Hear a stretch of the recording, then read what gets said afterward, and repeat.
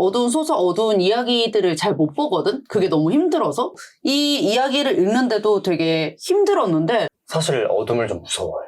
그래서 나는 집에서 불 다 끄고 잘 못 자. 아, 진짜? 불빛 있어야 자? 너무 의외인데? 이런 말 하면 너무 현역이셔서 이런 말 하면 좀 죄송하지만 생각보다 되게 옛날 사람이시다. 무례하군요. 더 읽기는 싫은데, 그러니까 만약에 팟캐스트가 아니었으면은 안 읽었을 만한 이야기야. 근데 또 막상 읽기 시작하니까 이 이야기를 읽는 걸 멈출 수가 없더라고. 흡입력이 너무 좋아서. 맞아. 책을 핑계 삼아 잡다한 이야기를 하는 굴럽 팟캐스트. 안녕하세요. 저는 내적 허영심을 탐구하는 굴럽의 주니아입니다. 공연기획자 송희근입니다. 상담심리사 탄탄한 사도입니다. 굴럽 팟캐스트는 편안한 분위기에 잡다한 이야기를 지향하며 반모로 진행되고 있습니다. 우리가 이제 검은사슴 1부에 이어서 2부를 계속 하고 있는데 검은사슴에서 탄광? 어두운 곳이 좀 계속 나오잖아. 희근이나 새로운 어두운 곳에서 좀 잘 있는 편이야? 밤눈이 좀 밝은가? 나는 사실 어둠을 좀 무서워해. 그래서 나는 집에서 불 다 끄고 잘 못 자. 아, 진짜? 불빛 있어야 자? 너무 의외인데? 오. 무드등이 있거든 집에. 그래서 잘 땐 항상 그걸 켜놓고 자거나 아니면 부엌이나 베란다 불을 켜놓고 자거나 항상 그래. 근데 그게 혼자 있어서 그런 것 같아. 오히려 누구랑 같이 방을 쓰거나 아니면 단체로 숙박을 하거나 할 때 완전 깜깜한 데서 자잖아. 그럴 땐 아무렇지도 않거든. 근데 혼자 어둠에 있는 걸 좀 싫어하나 봐. 그래서 오히려 누구랑 같이 뭐 방탈출 게임을 하는데 그게 어둡다 뭐 이런 거는 전혀 상관없어. 그러면은 방탈출인데 혼자 따로 떨어져서 시작하는 방탈출이야. 너무 어두운 무섭다. 곳에 혼자 있어. 너무 무섭다. 공포 테마 같은 거 보통 그렇게 시작하거든? 내가 공포 테마 방탈출을 해본 적이 없어가지고 추리 테마밖에 안 해봤어. 나는 오히려 불빛 있으면 잠을 못 자. 난 그래서 뭐 시계 같은 거, 그러니까 전자시계 같은 거 있잖아. 그런 불빛도 너무 싫어하고. 어두운 걸 괜찮아하는지 같고 그래서. 잘 때는 어두운 거 괜찮은 것 같고. 둘이 되게 이런 부분에서. 처음으로 완전히 그러니까. 달라진 순간이야. 거리감이 좀 느껴진다. 기분 좋게. 왜냐면 희근이는 어두운 소설 되게 잘 읽고 맞아. 준이는 어두운 소설 되게 잘 못 읽잖아. 근데 물리적으로 어두운 거는 상관없는 것 같아. 정신적으로 어두운 건 상관없는 것 같아. 나 정신적으로 어두운 게 너무 힘들거든. 난 물리적으로 어두운 게 너무 힘들어. 되게 신기하네. 그러면 눈 가리고 하는 게임 같은 거 하는 건 어때, 희근아? 그거는 상관없지. 왜냐면 주변에 사람이 있다는 걸 알고 있잖아. 누구랑 같이 있느냐의 차이인가 봐, 희근이는. 그럼 밝아도 혼자 있으면 힘든가? 밝아도 혼자 있다. 막 사막에 혼자 있어야 돼. 근데 그건 좀 너무 다르지 않아? 근데 그런 적이 없어가지고 상상이 잘 안 가는 건데. 혼자 여행하거나. 혼자 여행하는 건 되게 좋아해. 혼자 해외여행도 갔다 왔고. 신기하네. 세로는? 근데 어두운 거 전혀 안 무서워할 것 같긴 한데. 어둠을 잘 무서워하지 않는데, 근데 난 현실적인 어둠에 대한 무서움은 많이 있어. 덩치 큰 사람들은 뭐 다들 겁이 없을 거라 생각하지만 사실 요즘에 묻지마 범죄 이런 게 너무 많으니까 진짜 억울한 게 있잖아. 옛날에 골목길에 있는 자취방에 살았단 말이야. 그럼 골목길을 걸어갈 때 나도 무섭거든? 나도 뒤에 사람 쫓아오는 것 같으면 막 이어폰 끼고 있어도 음량 0으로 해놓고서 뒤를 돌아보지 않지만 뒤를 계속 이렇게 의식하면서 막 걷는단 말이야. 내가 어쩔 수 없이 이렇게 뒤에 걷게 되는 순간들 있잖아. 근데 뭐 여자분이야. 근데 막 걸음이 빨라진다거나 이러면 이해해. 하지만 너무 억울해. 그래서 훨씬 더 빨리 지나쳐. 그러면 훨씬 더 빨리 걸을 것 같지 않아? 파워워킹을 하자. 어짜 이러면서 이제 옆으로 빨리 지나가는 거지. 저 사람은 무해한 아저씨다. 그러니까 이렇게 어두운 게 무서울 수 있지만 딱히 무서워야 될 이유가 없달까? 무서울 이유들이 있으면 좀 무서울 수 있는데 딱히 이유가 없으면 좀비 게임 같은 걸 해. 그러면 내가 걷다가 어디에 뭐 빠질 수도 있고 어디에 이렇게 발가락이 찔릴 수도 있고 너무 무섭잖아. 무서움의 종류가 좀 다르구나. 내가 갑자기 어디에 막 무섭게 찍히면 어떡해. 그래서 나는 눈 가리고 움직이면 너무 무서워. 그래서 막 뒤에서 이렇게 건드리잖아? 그럼 막 깜짝깜짝 놀라. 실제로 막 깜짝깜짝 잘 놀라거든? 예상치 못한 일들에 대한 놀람이 커.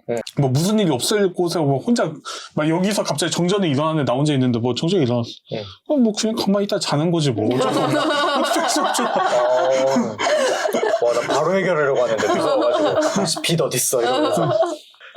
뭐 그런 느낌이랄까.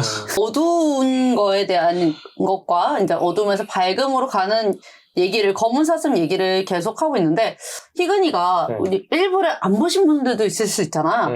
일부를 안 보신 분들을 위해서 검은 사슴의 줄거리를 조금 간단하게 한 번 더 소개해 줄래? 검은 사슴은 한 쌍의 남녀 인형과 명윤이 사라져버린 여성 이선을 찾아서 떠나는 이야기야. 강원도 황곡시로 떠나게 되는데 그 강원도 황곡시에서 아내가 행방불명을 된 채 망망히 살고 있는 사진사 장씨를 만나게 되고, 그리고 이들이 각자만의 어두움을 쫓아서 의선을 찾아가는 이야기라고 볼 수 있을 것 같아.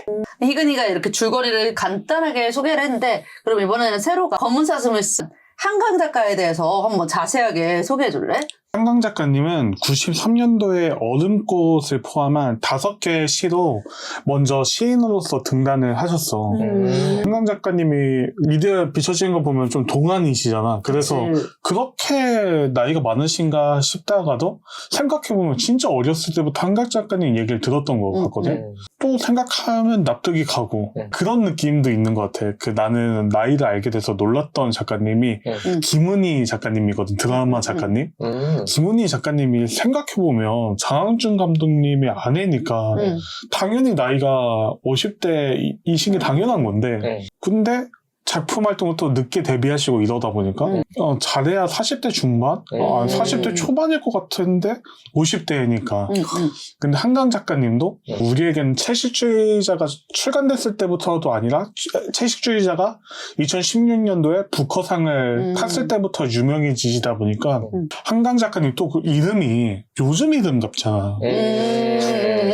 그래서 잘해봐야 한강 23세 이런 느낌. 그러니까 잘해봐야 공모학번 03학번 뭐 이 정도 아닐까? 뭐 이런 느낌이 난 있었거든. 그치. 92년도에 대학교 졸업반이시고 93년도에 등단을 하셨다고 하니까 그러면 거의 한 88학번? 뭐 그치 그 정도 되는 거지. 졸업하고 바로 등단하신 거네 그러면? 그치. 어릴 때 그 소년이 온다가 5.18 민주화 운동을 다룬 거잖아. 5.18 민주화 운동이 일어나기 전에 광주에서 어릴 적을 살았었다. 그리고 서울로 올라왔다. 그러면 80년도 이전에 광주에 사셨다는 거네. 그러네. 그러니까 이미 70년대 생이라는 거잖아. 이런 말 하면 너무 현역이셔서 이런 말 하면 좀 죄송하지만 생각보다 되게 옛날 사람이시다. 무례하군요. You're so rude. 숨쉬듯이 무례하고. 지금 근데 엄청난 이력들을 쓰시고 계시니까 옛날 사람이라고는 당연히 말도 안 되게 노벨문학상을 50대 포함해서 그 이전의 나이대의 사람들이 원래 잘 안 받는다며 보통은 60대 이상의 남자 작가들이 많이 받는데 그래서 여성이면서 50대면서 이게 문학계에서는 아직 이제 새파랗게 어리신 그러니까. 동양인이고 심지어 그래서 사람들도 뭐 한강 작가님 정도면 한국의 노벨문학상 첫 수상자가 될 수도 있겠다라고 생각했지만 그게 당장은 아니다. 한 10년 후쯤에 뭐 이렇게 생각하셨다는데 작가님이 93년도에 시인으로 먼저 등단하시고 94년도에 이제는 소설가로 등단을 하셔. 94년도에 붉은 닷이라는 작품으로 서울신문 지면에 실리면서 처음으로 소설가로 등단을 하시고 시인으로 먼저 등단하셨지만 주로 소설가로 활동을 하게 되죠. 우리가 오늘 다루는 검은 사슴이라는 첫 장편소설도 98년도에 출간을 하시고 그 이후에 우리가 잘 아는 영국의 맨 부커상을 타게 되는 채식주의자.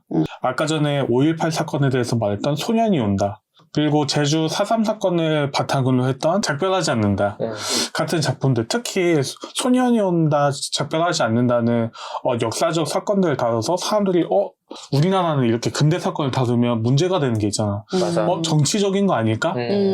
사람은 누구나 의견이 있으니까 해석하다 보면 정치적일 수는 있겠지만 근데 기본적인 기조가 그 사건을 겪었던 개인의 관점에서 관찰자나 아니면 그 전후에 이 사건을 통해서 겪게 된 사람들의 군상들을 개인의 시점에서 다루다 보니까 오히려 우리가 그런 사회적 현상 때문에 정치적인 사건이나 사회적 현상 때문에 실제로 직면해서 보지 못했던 들여다보지 못했던 개인들의 관점을 더 볼 수 있었던 소설들로 주목을 더욱 받고 우리가 새로운 면모를 볼 수 있었던 소설들의 역할을 했던 것 같아요. 같아. 약간 아픔에 대해서 혹은 어둠에 대해서 많이 다루시는 것 같아. 그치. 그 이야기도 뒤에서 얘기하겠지만 주로 색깔을 통해서 검은색이라던가 흰색이라는 어떤 색들을 상징하면서 그 색들을 통해서 상실 혹은 고통 이런 것들을 다루게 되는데 그것도 뒤에 이어서 얘기를 해보면 좋을 것 같고 한강 작가님은 문인 집안이다 뭐 이런 것도 유명하고 아버지와 같이 이상문학상을 부녀 관계도 탄 최초의 사례라고도 하고 수많은 수상 이력이 있지만 뭐 이런 얘기는 요즘에 너무 이슈가 되시면서 정말 많은 곳에서 다뤄질 것 같아. 그래서 그런 이야기보다는 전문적인 식견은 없지만 그래도 여러 곳에서 자료를 조사해서 한강 작가님의 문학적인 특징을 몇 가지만 좀 이야기해보면 좋을 것 같은데 첫 번째는 표현력에 대한 거야. 작가님이 시인으로 먼저 등단하신 만큼 이 표현의 방법이 되게 시적인 표현들 이렇게 얘기하면 되게 화려한 표현들, 미사옥구를 막 붙여가지고 써 내려갈 것 같은 이런 좀 착각이나 인식이 생길 수 있는데 그런 것보다는 오히려 단어 하나하나를 함축적으로 꾹꾹 눌러 쓰듯이 하나하나에 되게 많은 의미를 두고 이렇게 써 내려가면서 뜨겁다, 맵다, 뭐 기쁘다, 행복하다 이렇게 단순하게 말할 수 있는 표현들을 정말 시적인 어떤 환상, 꿈 이런 것들 아니면 한강 작가님의 특유의 노랫말 같은 이야기들로 생각하거나 논리적으로 받아들이기보다는 그 느낌 그대로 느꼈을 때 비로소 느껴지는 표현들로 써 내려가는 것들이 한강 작가님의 묘사에 대한 특별함이 있는 것 같아. 특히 이렇게 꾹꾹 눌러 쓴다라는 표현처럼 한강 작가님은 감정을 표현할 때도 대단한 부분 중에 하나가 감정의 절제미에서 오는 감정의 몰입감인 것 같아. 한강 작가님은 되게 심파와는 어떻게 보면 거리가 머신 작품에서 항상 캐릭터들은 뭔가 참아내고 견디고 표현하지 않고 어떤 큰 사건에 대해서도 담담하게 보내려고 하고 이런 것들이 있는데 근데 한편으로는 이런 것들을 읽고 있는 독자들은 오히려 이래서 더욱 마음 아프고 더욱 감정이 복받쳐 오르고 더욱 그런 이야기들 있잖아. 영화에서 여기서 BGM이 없으면 너무 슬플 것 같고 오히려 되게 먹먹할 것 같은데 일본 너 울어라 이렇게 음악이 나와가지고 기분이 다 깨져버리는 경우들이 있잖아. 너 때문에 흥이 다 깨졌으니까 책임져. 우리 셋이 같이 본 영화에서도 그런 거 있었어. 뭔지 말은 하지 않겠습니다. 이거를 자료조사했을 때는 침묵과 여백의 미라고 하던데 그런 것들로 되게 잘 표현을 하신다라는 거. 그리고 마지막으로는 아까 전에 말했듯이 색깔에 대한 거야. 우리가 오늘 다루는 작품이 검은 사슴인 만큼 검은 사슴은 이미 이름부터 검은 이렇게 검은색으로 표현되는 것이 있고 검은 사슴에서 사라져가는 탄광에 대해서 이야기를 한단 말이야. 하필 계절이 겨울이어가지고 흰 설산, 탄가루가 쌓인 흰 설산 그래서 검은색과 흰색만 보이는 설산들을 지나서 황국시로 가게 되잖아. 검은색과 흰색이 이후에도 뭐 채식주의잖아. 아니면 소년이 온다나 이런 곳에서 계속 나오게 되고 심지어 검은 사슴에 이어서 자신의 자전적인 이야기를 소설로 만들어서 쓴 휜이라는 소설까지 쓰게 되시면서 휜은 상실을 의미하기도 하고 삶을 의미하기도 하고 검은은 고통을 의미하기도 하고 폭력을 의미하기도 하고 여러 매개체로 쓰여진다고 하는데 근데 검은과 흰이 상반되는 개념은 맞지만 작가님이 무조건적으로 검은색은 부정적이다 흰색은 무조건적으로 긍정적이다 라기보다는 검은색도 검은색만의 긍정성과 부정성을 다 내포하고 있고 흰도 흰만의 긍정성과 부정성을 모두 내포하고 있어서 어떤 것이 정답이다 검정색에서 흰색으로만 가야 된다 이런 이야기를 하기보다는 나는 검정색 흰색은 너무 단조로운 색들로만 이 사람은 이야기를 풀어가는 게 아닌가라는 선입견이 맨 처음에 있었는데 오히려 이 두 가지 색으로 어떻게 이렇게 다채로운 느낌을 줄 수가 있지? 라는 느낌을 갖게 했을 정도의 상징성 그리고 그런 것들을 통해서 보는 검은 사슴 매력이 있는 것 같아. 세로가 얘기한 것처럼 우리가 중간중간 그 작가님의 표현에 감탄할 때가 굉장히 많았잖아. 나는 어두운 이야기들을 잘 못 보거든? 그게 너무 힘들어서. 그래서 이 이야기를 읽는데도 되게 힘들었는데 또 글을 너무 잘 써서 눈을 뗄 수가 없는 거야. 그래가지고 난 그게 되게 더 읽기는 싫은데 그러니까 만약에 팟캐스트가 아니었으면은 안 읽었을 만한 이야기야. 근데 또 막상 읽기 시작하니까 이 이야기를 읽는 걸 멈출 수가 없더라고. 흡입력이 너무 좋아서. 맞아. 난 너무 읽는 게 조금 고통스러워가지고 집중은 너무 잘 되는데 일부러 조금씩 쉬어갔어. 다른 의미로 흡입력이 좋다고 느꼈었던 게 사건이 계속해서 반복되고 스토리 라인이 전개되는 소설이면 솔직히 술술 잘 읽히잖아. 근데 이건 시점도 왔다 갔다 하고 꿈이 나왔다가 환상이 나왔다가 심지어 표현도 약간 추상적인 개념들을 많이 사용하는데도 불구하고 되게 흡입력이 진짜 잘 가더라고. 그게 되게 대단하다고 느꼈어 나는. 순차적으로 전개됐으면 별 이야기가 없어서 지루했을 것 같아. 그러니까 순차적으로 내용의 핵심만 따지잖아? 별 내용이 없어. 없다. 맞아. 내용의 핵심만 따지자면 장씨 얘기도 안 나와도 되고 한국으로 찾으러 갔다 이런 얘기만 돼가지고 사건만 보면은 크게 뭐가 없어. 맞아. 이게 이렇게 두껍잖아. 스토리가 뭐 별게 없다가 정말 객관적으로 별게 없다라기보다는 이렇게 두꺼운 거 치고 다 읽고 나서 곰곰이 생각해보면 이렇게 장편을 구성할 만큼은 아니다. 에 대한 분량인 건데 맞아. 만약에 정말 그래서 요약으로만 썼으면 이렇게 몰입되진 않았겠지. 오히려 적재적소에 1부 때도 명윤 너무 바람캐 아니야? 라고 읽다가 명윤의 아니야 명윤이는 사실 이렇게 안쓰러운 아이야. 그래서 내가 잘못 바로 알았구나. 세탁기 돌려주고 장씨 너무 무례한데 너무 별론데 아니야 장씨는 이런 사연이 있어. 내가 잘못 생각했구나. 결국 끝까지 미움받는 건 안씨밖에 없어. 나는 좀 잘못하긴 했어. 아니야. 뭔 소리야. 나는 다 피해자지. 아니 박봉이었대잖아. 아니 재워주고 먹여줬잖아. 재워주고 먹였는데 아니 바람피고 그러는 사람이라는 건 안 변하잖아. 근데 장씨한테 잘못한 건 아니니까. 장한테 잘못한 거야지. 완전한 악의 빌런은 없어. 오히려 마지막에 장씨가 안씨의 금품을 다 뺏어서 가버리니까. 먹여주고 재워줬는데. 이래서 검은 머리 짐승을 드리는 게 아니라니까. 작품에서 맥락의 중요성이잖아. 우리는 지금 장씨한테 이입했으니까 안씨가 나쁘게 보이는 거지. 맞아. 근데 안씨 시점에서 썼잖아? 장씨가 또 나쁜 놈 된다. 심지어 1부 때 나보러 만났으면 장씨 싫어했을걸 이랬잖아. 이게 맥락의 무서움이야. 이제 뒤에 내용을 우리가 이어서 계속 한번 얘기를 해볼 건데 인형이랑 명윤이 사라진 의선을 찾기 위해서 황곡에 갔다가 여러 군데를 방문을 한단 말이야. 탄광사무소도 가보고 막 사택촌도 가보고 이런데 어디에도 의선의 흔적이 없어서 계속 고민하다가 어쩌다 보니까 의선의 고향집에 대한 힌트를 알아내서 거기까지 이제 당도를 하게 됐지. 산골짜기 중에 산골짜기 중에 산골짜기. 산오버 산. 어둔리라고 나오잖아. 그 어둔리가 실제로는 양주에 있는 곳이거든. 나는 집이 양주니까 가다가 보면은 어둔리 저수지가 항상 나온단 말이야. 그래서 책 읽으면서 어둔리 되게 익숙한데 어둔리 어디서 들었지 이러고 있었어. 연골 도착하는 최종지가 연골이라는 데잖아. 근데 연골이라는 데도 있을 법한 이름이잖아. 그러니까. 그리고 도시들도 중구 어디든지 있잖아. 중국 어디든 있지. 그래서 지방 사람들이 화나는 게 그러니까 서울 사람들은 자기 구부처마다지 서울시라고 말 안 한다고 하잖아. 맞아. 나도 생각해보면 나도 동작구 이러지. 나는 서울 출신도 아닌데 서울 산다는 이유로 이 서울 깍쟁이들이 이게 문제야. 서울이 세상의 중심인 줄 알아요. 그래서 뭐 서울 사람들이 울산에 내려와가지고 막 이렇게 쓰는데 울산에도 중구가 있고 이런데 자기는 중구 어디서 왔다. 그 울산 중구인지 서울 중구인지 어떻게 하냐고. 부산에도 부평동 있더라. 부천에 유명한 데가 부평이잖아. 의선의 고향집인 어둔리 연골까지 당도를 해야 되고 근데 눈보라가 너무 내리치는 겨울날에 근데 연골이라는 이름도 진짜 잘 지었어. 맞아.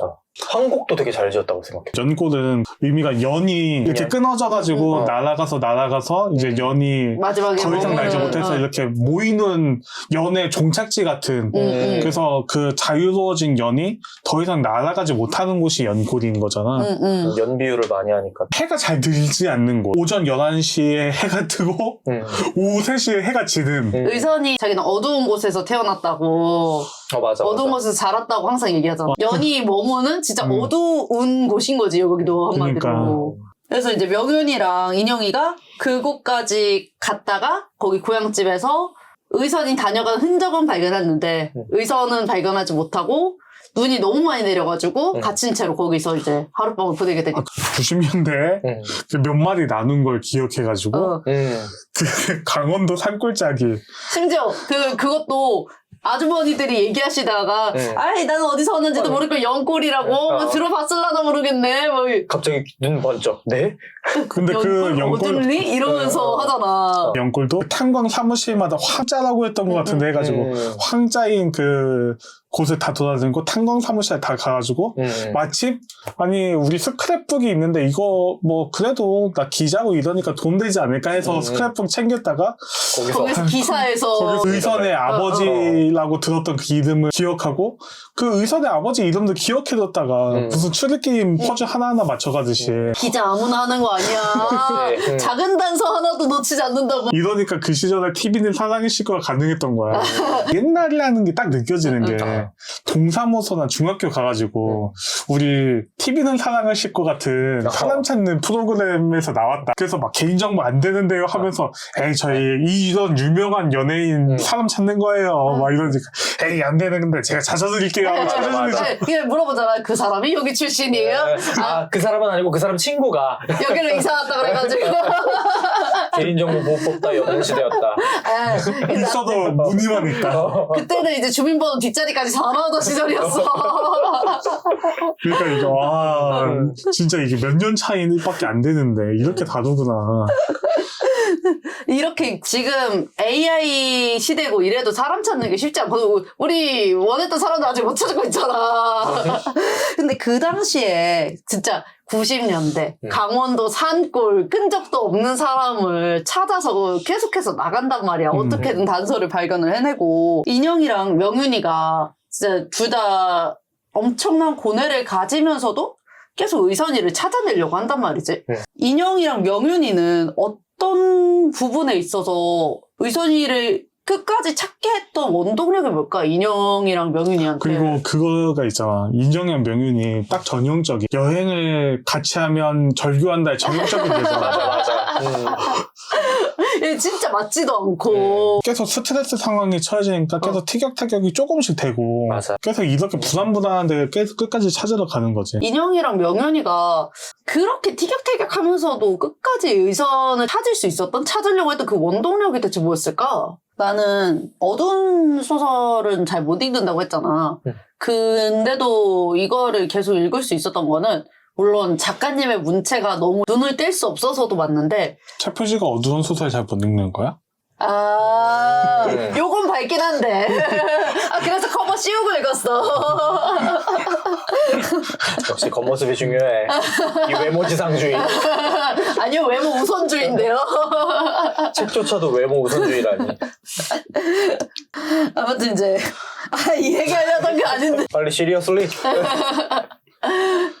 그러니까 내용 자체가 어두운데 결국에는 그 인물들이 밝음을 찾아서 나가는 느낌이어가지고 그래도 괜찮았거든. 명윤이랑 인영이가 의선이를 찾는 거는 자기들 나름대로의 결핍이랑 트라우마로 인한 거라고 생각해. 이제 명윤이는 동생 명화가 가출하고 맨날 찾아다니고 명화한테 온전히 베풀어주지 못했던 거를 의선이를 통해서 베풀어주고 또 의선이 워낙 밝은 모습에 반했잖아. 명윤이가. 명윤이한테는 유일한 삶의 원동력? 더 이상은 명윤이가 글쓰기조차 하지 않아서 내가 왜 살아있는지 모른다 그랬는데 의선이를 챙겨주고 의선이의 그 밝음을 보면서 명윤이가 살아있음을 느꼈거든. 그것도 참 재밌는 점인 것 같아. 명윤은 의선이 기억을 잃어버리고 시작한 시점부터의 의선이 그때 처음 본 거지만 그 의선이 좋은 거고 인형은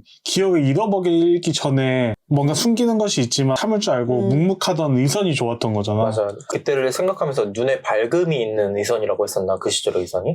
그렇게 표현했던 것 같아. 그러니까 명윤이 본 의선은 그 밝음만 있는 의선이고 뭔가 텅 비어있는 상태인 거지. 인형이 본 의선은 가득 차 있다는 표현도 애매하긴 한데 어두운데 안에 자세히 보면 밝음이 있는 거였잖아. 인형이도 사람한테 거리 두고 차가운 성격이지만 인형이가 조금 나이 차이 나는 언니가 있었는데 언니가 여행을 갔다가 배 타고 제주도에서 여행을 했다가 바다에 빠졌는데 친구한테 튜브를 벗어주느라 언니는 결국 죽었단 말이야. 네, 인영이는 그런 애정이 사람을 죽게 만든다라고 생각해서 사람들한테 거리 두고 차갑게 지냈던 건데 이 사람이 나에게 튜브를 던져줄 수 있을까? 내가 이 사람에게 튜브를 던져줄 수 있을까? 막 이러면서 그러니까 모든 사람을 그렇게 생각했다 하잖아. 그래서 이 사람은 튜브를 던져주는 사람일까? 그래서 연애도 몇 번 했는데 맞아. 연애 몇 번 했어도 그 사람들이 자기한테 넌 날 사랑하지 않는 것 같아 라고 해도 사실 맞는 말이어서 별로 상처받지도 않았다. 튜브 던져줄 거 아니니? 거리를 뒀는데 유일하게 의선이만 굉장히 가깝게 지낸 거고 언니와 엄마한테 못 줬던 그 애정을 의선이가 인영이한테 의선이는 튜브를 던져줄 수 있는 사람이었던 것 같아. 의견 중에. 그 얘기를 하니까 생각나는 게 항상 의선이 인영의 집에 놀러 가거나 가면은 항상 그 어두운 방에 창문부터 걷었다고 하잖아. 커튼부터 빛이 들어오게. 약간 그것도 약간 그런 느낌을 내포한 거 아닐까라는 생각도 좀 들었어. 인영에게 있어서 의선은 자신의 어두운 방 커튼을 열어주는 빛 같은 존재이지 않았을까라는 생각이 좀 들었던 것 같아요. 내가 돌봐주고 싶은 마음이 들고 또 이제 의선이도 인영이를 안쓰럽게 생각해가지고 막 자는데 얼굴 쓰다듬어주고 이러잖아. 그런 점에서 인영이가 무뚝뚝한 척 했지만 의선이를 굉장히 아끼고 시저 민영 언니와 엄마에 대한 애정이 의선이로부터 충족이 됐기 때문에 의선이를 찾지 않았을까라는 생각을 했어. 끝까지 의선이를 찾으려고 하고 나아가는 게 둘의 결핍과 어두운 부분인 거지. 어두운 부분에서 밝음으로 찾아나가는 과정이라고 생각했어. 어떤 충족되지 않는 면들을 보면서 의선을 통해서 뭔가 나의 부족한 면들을 충족하고 싶은 거나 충족된 부분들이 있어서 의선을 찾아가는 부분들이 있는 거잖아. 오히려 비슷한 면모를 더 많이 느꼈던 게 아닌가라는 느낌을 더 받았던 것 같아. 비슷한 면모를? 명유는 밝은 척하는 상태에서 밝아하고 무거운 기억을 끄집어내려고 하면 싫어하는 어떤 이런 상태로만 있으려고 하는 의선을 좀 더 좋아하게 된 거고, 나 이 쓰다듬는 거에 대해서 그거 하는 게 인형의 기억에서 쓰다듬는 거에 대해서 수놓게 처했잖아. 맞아. 나중에 가서야 좀 생각을 달리한 거지. 쓰다듬는 행위도 나중에 이렇게 바뀌고 나서 인형이 의선의 모습을 싫어하게 된 뒤에 의선이 했던 행동이고, 보였을 때는 내향인들의 식사 모습처럼 이렇게 그냥 맛없이 먹다가 사람들 지나가네. 날씨가 좋네. 할 때가 너무 좋았다고 하잖아. 그 정신이 온전할 때 의선이랑 인형이랑 되게 이제 극내향인이어가지고 닮았어. 말없이 밥만 먹어도 맛없이 먹다 한마디씩 날씨가 좋네. 너무 좋다. 찾아가는 과정이 밝음을 무작정적으로 찾아가는 걸까? 밝음을 찾기 위해서 찾아가는 건 아닌 것 같거든? 근데 찾다 보니까 밝아지는 느낌? 나는 인형이랑 명윤이가 이런 원동력으로 나아갔다고 생각했는데 나는 이 장면이 명윤과 인형이 미로에서 길을 찾아가는 것 같은 느낌을 받았는데 미궁을 처음부터 헤쳐가는 게 아니라 누가 미궁 한다는 대로 떨어뜨려 놓은 것 같은 느낌이 들었어. 수술해낸 머리네. 딱 던졌는데 거기에 엉켜있는 실타래가 있는 거지. 갑자기 눈을 뜨고 일어났는데 미국에 있고 너희는 의선이 소중히 여기진 않았지 이렇게 되는 거야? 지금부터 이 실타래를 풀어라. 왜냐면은 작중에서 실타래 비유가 엄청 많이 나오잖아. 인형이 꿈을 꾸고 나고 나서 이제 스스로 독백을 하는 건데 하필 먼 길을 떠나는 날 평소에는 좀처럼 꾸지 않던 꿈을, 그것도 그렇게 기묘한 꿈을 꾼 것이 내 마음을 언짢게 했다.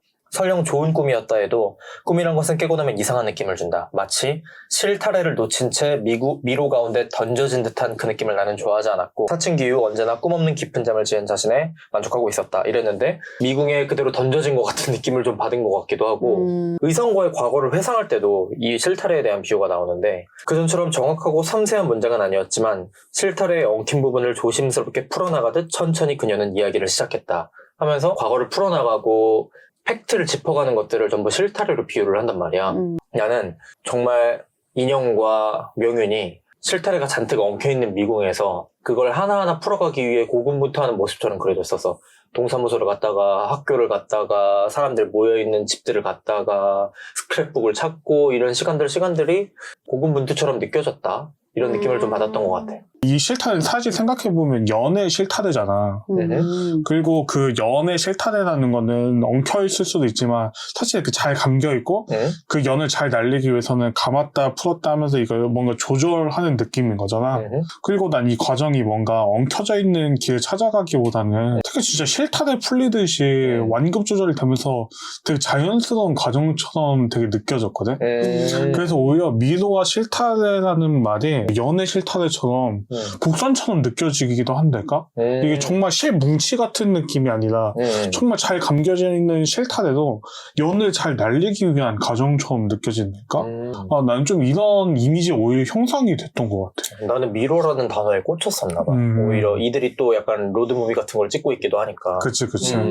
나도 그렇게 상상이 됐을 것 같고 이게 다 읽어보고 연골이나 연에 대한 비유가 많으니까 그래서 그런 걸 상상하다 보니까 나도 이렇게 뻗어 나간 거지. 시간의 말을 들었을 때 뭐 위화감이 있거나 뭐 이렇게 들리진 않았고 이렇게도 볼 수 있고 저렇게도 볼 수 있겠구나. 한강 작가님도 내 잘은 모르지만 좀 인터뷰 같은 거 하실 때나 이럴 때 어떤 해석, 어떤 정답을 알려주려고 하시는 의도보다는 이런 작가님 정답을 알려줘. 뭔가 이런 것들을 직접적으로 느끼고 생각하고 자기만의 답을 체험할 수 있게 하는 의도가 더 크신 것 같아서 그래서 이렇게 오히려 해석의 여지가 다양한 게 아닐까? 라는 생각이 더 들었던 것 같아요. 이렇게 다양하게 해석할 수 있는 것도 이 작품의 확실히 매력이고 우리가 다 다른 의견을 가질 수 있는 것도 되게 재밌는 포인트인 것 같아요. 맞아. 그 실타래가 아리아드네의 실타래여가지고 술술 풀려가지고 이제 하나하나 맞춰가는 그 느낌일 수도 있잖아? 인형을 좀 생각해 보게 되었는데 인형이 내심 찾기 싫었다고 좀 말하지만 그것은 포기하는 법이나 기대하지 않는 법을 배운 인형의 방식이 아니었을까? 나는 생존의 방식이 아니었을까를 많이 좀 생각해 봤던 것 같아. 심지어 말하는 표현도 누구에게 말하는 게 아니라 1인칭 시점으로 혼자 새우로 생각하는 거 우리가 보는 거잖아. 맞아. 난 사실 의선을 찾고 싶지 않았다 막 이런 얘기를 하는 거잖아. 근데 그게 진심일까? 라는 생각이 계속 드는 거지.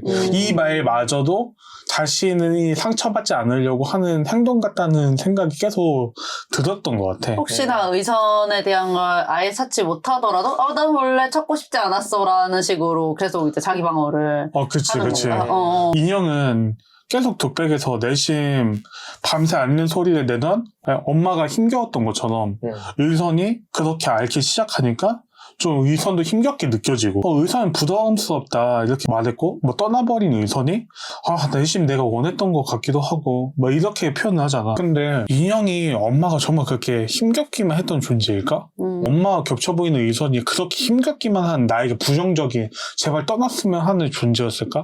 인형이 엄마가 힘겨웠던 거는 내가 언니를 함께 찾아주지 못했다거나 아니면 내가 언니를 함께 지켜내지 못했다거나 하는 항상 언니와 엄마가 돌아오는 것을 기다리고 자기가 아무것도 할 수 없는 것들에 대해서 항상 익숙해져 있던 인형이잖아. 그것마저도 내가 무엇 하나 하지 못해서 언니한테 오는 전화만 기다릴 수 있는 나여서 이런 결과가 발생한 게 아닐까?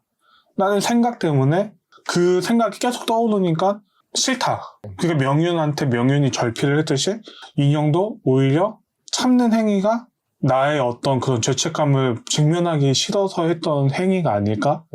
라는 생각이 들더라고. 한국에서 인형은 의선을 찾지 못하여 갈 때 우연히 임시 의선의 아버지 뉴스 기사를 볼 때도 그렇고 그리고 연골에서 잠깐 들었는데 밖에서 소리가 났을 때도 그렇고 갑자기 화들짝 놀라면서 명윤을 깨워서 의선이 이거 봐봐 이거 우리가 찾던 임시 아니야? 라고 하고 너무 피곤해서 몸이 안 움직여지는데 문을 열어야 돼 의선님을 확인해야 돼 이런 표현 자체가 당연히 중요한 사람이니까 당연히 그렇게 찾는 거 아니야? 그렇게 찾으러 갔는데 이렇게 말하면 할 말이 없을 수도 있지만 계속 난 내심 원하지 않았던 게 아닐까 하는 사람이 제발 움직여야 돼 막 이렇게 강력하게 주장하면서 이렇게 담담한 감정 표현을 숨기는 사람이 이렇게까지 행동하려고 했을까? 화들짝 놀라고 명윤을 깨고 이런 거는 본능에 가까운 행동이잖아. 생각을 거치지 않는 행동에서는 너무 의선을 간절히 원했던 게 아닐까? 라는 게 좀 난 느껴졌던 것 같아. 맞아. 확실히 그렇게 느낀 게 공감이 가는 게 의선에 대한 어떤 단서를 어떤 외부의 3자가 얘기하면은 네 하면서 인형이 바로 목소리가 커져서 질문한다는 묘사를 봤던 것 같거든. 그러면은 확실히 본능적으로 느끼고 있었나 봐. 그리고 엔딩에서도 의선이 집에 왔다 간 듯한 흔적을 발견하잖아. 그래서 이제 화들짝 놀라가지고 다리도 아픈데 명인이 집에 도착했나 도착 안 했나 그러면 어떡하지? 이거 연락을 해야 되나? 막 하면서 다시 올까? 어떻게 하지? 막 이 생각을 막 하잖아. 인형만의 그런 안쓰러움이 느껴지는 것 같아. 어떤 사연이나 이런 것도 그렇지만 그 사연을 통해서 갖게 되는 어떤 삶을 대하는 자세가 뭐 좋아하는 것을 좋아한다고 생각하지 못하고 싫은 것을 싫다고 마냥 생각하지 못하고 왜냐면 명윤이 얘기하잖아. 저 사람 책임감이 강해서 일을 아무리 이렇게 엉망을 흘러가더라도 장시가 저렇게 아무리 취기를 부리고 막 이렇게 민폐짓을 하더라도 인형 누나는 꿋꿋이 저걸 참고 일을 해내는 프로페셔널하다 라는 얘기를 하잖아. 싫다고 얘기하는 것 자체가 아니라 싫은 걸 싫다고 생각하지 않고 좋은 걸 좋다고 생각하지 않고 그것이 해야 하는 일이니까. 그렇지. 이런 사연들에 의해서 다 내가 망가뜨려 버리는 것은 아닐까. 아니면 이렇게 해봤자 어떤 것도 얻지 못하는 게 아니까 이런 게 있는 것 같아서 좀 안쓰러웠던 것 같고 그런 생각이 들었던 것 같아. 읽을수록 인물들이 안쓰럽다 그러면서 동시에 사랑스럽다라는 생각까지 많이 들게 하는 게 처음에는 이쁜 구석이 없거든? 점점 안쓰럽고 사랑스럽고 얘네 되게 순수하다라는 생각도 하게 되는 거지. 되게 귀엽잖아. 맞아. 나는 그것도 있었어. 시대가 시대라서 그런가 애들이 되게 순수하다. 아니 뭔가 요즘이었으면은 이런 순수함이 안 나왔을 것 같은데 되게 순수하다 안쓰럽다라는 느낌을 들게 하는 게 특히 이 소설을 읽으면 읽을수록 그 느낌이 달라지는 것 같아. 맞아. 이게 모든 떡밥이 나중에 풀리고 나서 하나하나 다 돌이켜보면 왜냐면 우리 나이대고 어떻게 보면 우리보다 어릴 수도 있고 이런 거잖아. 그러니까 이게 동네 동생들이라고 생각했으면 귀여운 구석들이 참 많아. 진짜 철이 없기도 하면서, 이해가 가기도 하면서, 맞아. 막 이런 느낌들이 몇 살 어린 동생들이라고 생각하면은 충분히 이해가 가. 블러프 캐스트는 공식 인스타그램을 통해 오늘 나누어 볼 책과 질문들을 공개하고 있습니다. 질문의 생각을 나누어 주신 분들 중 방송에 소개되시는 분들에게는 스타벅스 기프티콘을 보내드리고 있으니까요. 많은 관심 부탁드립니다. 책을 핑계 삼아 잡다한 이야기를 하는 블러프 캐스트. 오늘은 여기까지입니다. 안녕. 안녕.